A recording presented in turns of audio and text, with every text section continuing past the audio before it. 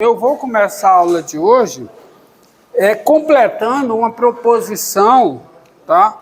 Que eu só dei uma parte. Eu dei a demonstração completa, mas vou completá-la aqui porque isso é importante, tá? Estão lembrados? A soma de funções contínuas é a função contínua. O produto de uma função contínua por um escalar é uma função contínua. O produto de funções contínuas é uma função contínua, o inverso multiplicativo de uma função contínua é uma função contínua, e o quociente de funções contínuas é uma função contínua.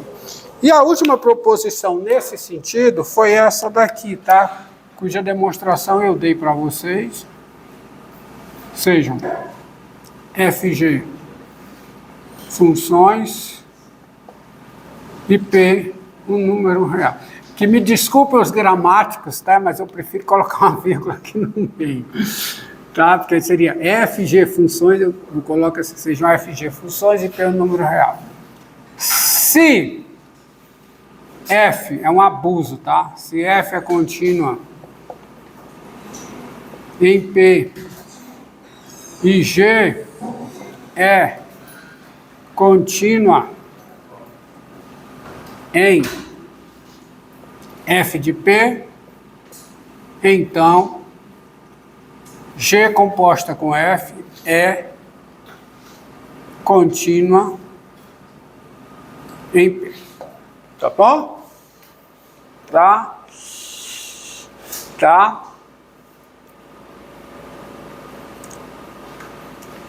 E aí, isso foi demonstrado, né? Aí eu fiz menção à mudança de variável no limite, vi os casos em que essa mudança é possível, mesmo eu não tendo necessariamente continuidade, vi que fora disso aqui você pode cometer erros, tá? Mudança de variável nem sempre é possível. Mas o fato é... Bem, e aí para completar, faltou isso, ó. Se x está contido em R, F é contínua em X e G é contínua em F de X, tá certo? Se é contínua em F de X, onde? Quem é F de X? Onde? F de X é, por definição, conjunto formado por todas as imagens F de X com X pertencente a X. É a imagem, tá? É a imagem do conjunto X, tá? Onde F de X é isso. Então, a G composta com F é contínua do conjunto X. Tá bom? E, finalizando, se F e G são contínuas,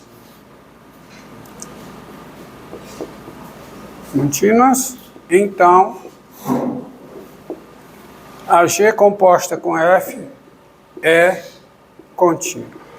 Isto é, a composta de funções contínuas ainda é uma função contínua. Ok? Bem, desta proposição eu tenho argumentos para mostrar que funções são contínuas. Porque lembre aqui, ó. Lembre aqui. As funções polinomiais são o quê? As funções polinomiais. Não tem acento não. As funções polinomiais são, nós já sabemos, contínuas. Como o quociente de funções polinomiais são funções contínuas, as funções racionais também são contínuas. Tá? E não esqueça que a função raiz enésima é contínua. Tá certo? Estão lembrados? A função raiz enésima é contínua. Ó, lembre que dado n natural, dado n, natural não nulo, e f de x igual a quê? A raiz enésima de x, e f, a função dada por f de x igual a quê? Raiz enésima de x, tem-se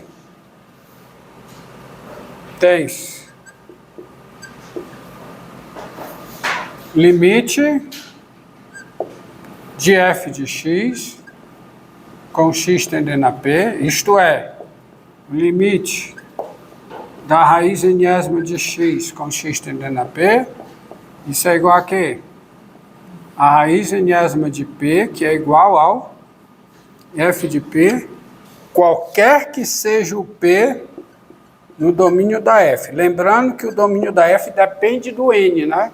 Se o n é par, o domínio da f é o conjunto dos reais não negativos. Se o n é ímpar, o domínio da f é o conjunto dos números reais. Então, logo, f é contínuo. Logo, f é o quê? Contínuo. A função raiz enésima é uma função contínua. O que é que diz isso aqui, ó? Essa última frase. Diz que a composição de funções contínuas ainda é uma função contínua. Tá certo? A composição de funções contínuas ainda é uma função contínua. Então, daí, disso tudo, você tira o seguinte. São contínuas. Vamos juntar todas as afirmações. A soma de funções contínuas é uma função o quê? Contínua. O produto de um escalar por uma função contínua é uma função contínua, tá? O produto de funções contínuas é uma função contínua. O inverso multiplicativo de uma função contínua é uma função contínua. A composição de funções contínuas é uma função contínua. O quociente de funções contínuas é uma função contínua e a composição de funções contínuas é uma função contínua. Logo, são contínuas as funções, ó. São contínuas, por causa de tudo isso que eu disse, são contínuas, por exemplo, as funções. As seguintes funções, ó. A função f de x igual a quê? Raiz cúbica de quem?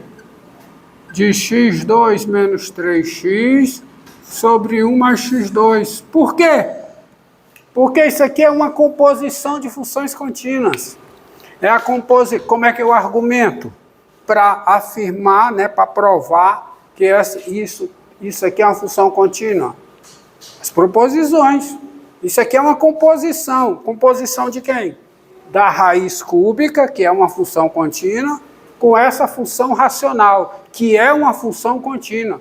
Porque a função racional... Por que a função racional é contínua? Porque é o quociente de duas funções polinomiais, ou seja, o quociente de duas funções contínuas. Então, o que é que eu tenho aqui? Composição de duas funções contínuas. Dá uma função contínua. Essa outra, ó. G de x igual a quê? Raiz quinta da raiz quadrada de x2 menos 2x, mais o quê? X a terceira menos 1 a quarta, sobre x2 mais 2x mais 1. Ó, isso aqui é uma função contínua, por quê? Qual é o argumento aqui? Bem, a raiz quinta é uma função contínua. Isso aqui é uma composta da raiz quinta com essa função que está dentro. Essa função aqui é uma função contínua. Por quê? Porque é a composição de funções contínuas. A raiz quadrada composta com a função polinomial. Aqui, isso aqui é uma potência de uma função contínua. Potência de uma função contínua é produto de funções contínuas. Então, essa função aqui em cima é contínua. O que é que eu tenho aqui? Quociente de duas funções contínuas dá uma função contínua. E o que é que eu tenho aqui? Soma de duas funções contínuas é uma função contínua. E no total, composição de funções contínuas. É assim que se argumenta, baseado nas proposições, que são as propriedades operatórias da continuidade. Tá?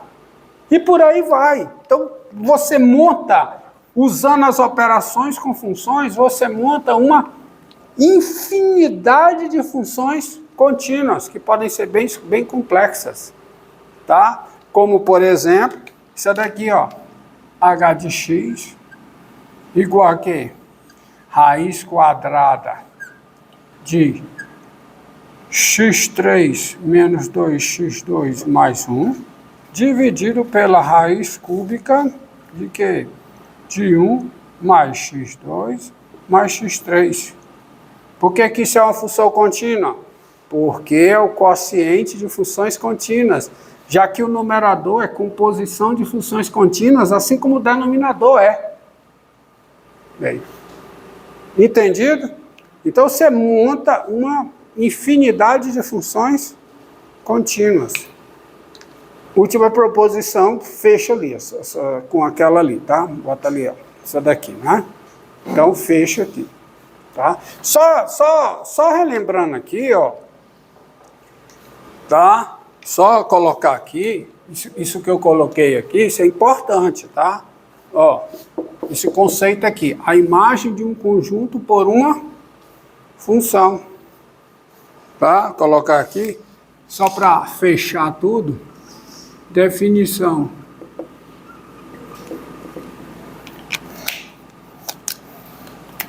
Tá?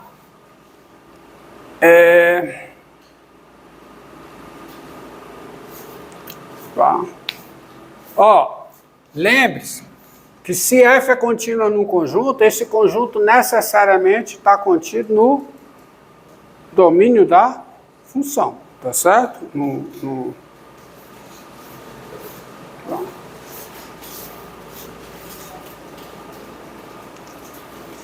Então, sejam f uma função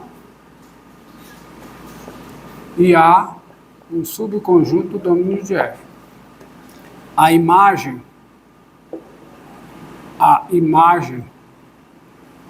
de A por f, tá certo? Por f, é um conjunto denotado por f de A, assim, ó, simplesmente, tá?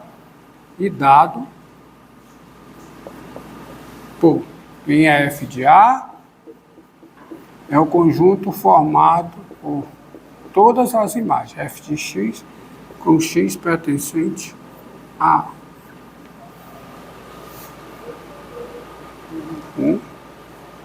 Ou seja,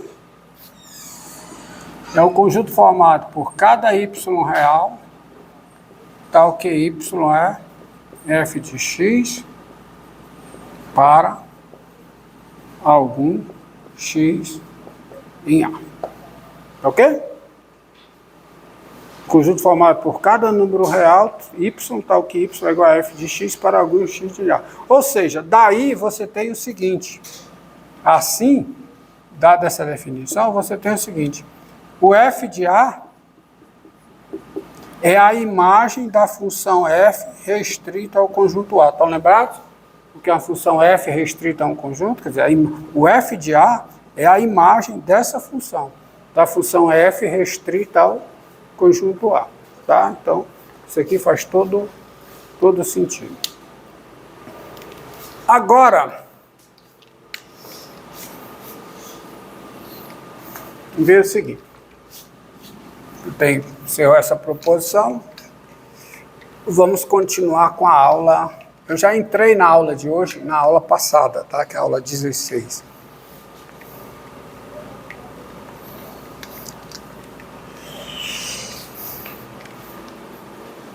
Definição.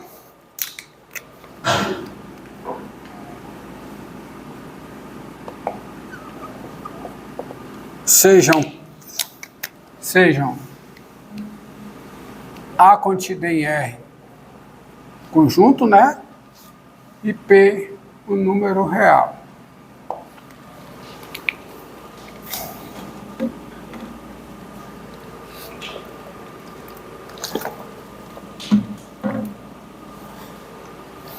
Nós dizemos